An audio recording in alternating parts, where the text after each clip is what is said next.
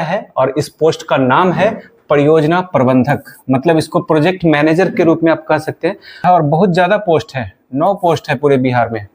आप देख सकते हैं कि 38 डिस्ट्रिक्ट जो है और उसमें 9 पोस्ट।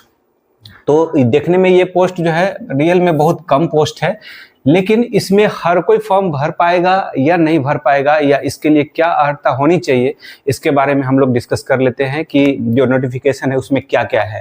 ताकि यहाँ लिखा है कि वेतनमान स्तर 9 है। आप समझ सकते हैं कि बीपीएससी का जो वेतनमान स्तर जो होता है एसडीएम का या डीएसपी का जो प्रीमियर पोस्ट होता है, उसका भी वेतन स्तर लेवल 9 का ही होता है। और यहाँ प्रोजेक्ट मैनेजर का दिया गया है लेवल 9। एक तरह से समझ सकते हैं कि ये उसी रैंक का ये अधिकारी बनाया जाएगा बीपीएससी के द्वारा। तो ये कहीं ना जो इसके लिए अनिवार्य योग्यता है ये क्या है, तो इंजीनियरिंग बैकग्राउंड के स्टूडेंट्स के लिए है, जैसे यहाँ पर लिखा है कि मैकेनिकल इंजीनियरिंग या इलेक्ट्रिकल इंजीनियरिंग या सिविल इंजीनियरिंग, इसके अलावा इलेक्ट्रॉनिक्स एंड टेलीकम्युनिकेशन इंजीनियरिंग या इंजीनियरिंग के किसी अन्य शाखा में कम से कम द्वितीय श्रेणी से पास होना, यानी समकक्ष डिग्री पास होना जरूरी है। पास होने का मतलब है कि यहाँ पर ये ऑनर्स पेपर की बात कर रहा है।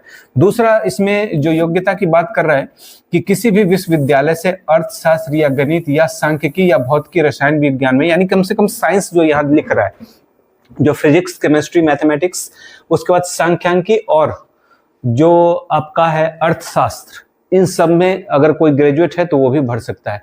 यहाँ पर बायो वाले जो स्टूडेंट्स हैं, जो बायोलॉजी जूलॉजी या बॉटनी वाले जो साइंस स्ट्रीम के स्टूडेंट हैं, उनके लिए यहाँ पर नहीं है।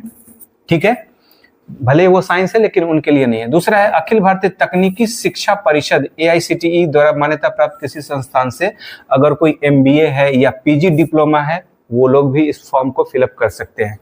फिर अखिल भारतीय तकनीकी शिक्षा परिषद से मान्यता प्राप्त संस्थान से अगर कोई फार्मेसी की डिग्री लिए हुए है वो भी बढ़ सकता है।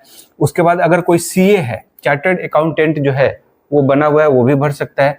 फिर उसके बाद यहाँ पर institute of cost and works accountant of India का मेंबरशिप लिए हुए वैसे कैंडिडेट भी इस फॉर्म को फिलअप कर सकते हैं। रेशम जो है, रेशम तकनीक और प्रबंधन में अगर अखिल भारतीय तकनीकी शिक्षा परिषद से मान्यता प्राप्त डिग्री या उसके समकक्ष योग्यता अगर रखते हैं, वैसे कैंडिडेट भी यहाँ पर फॉर्म फिलअप कर सकते हैं।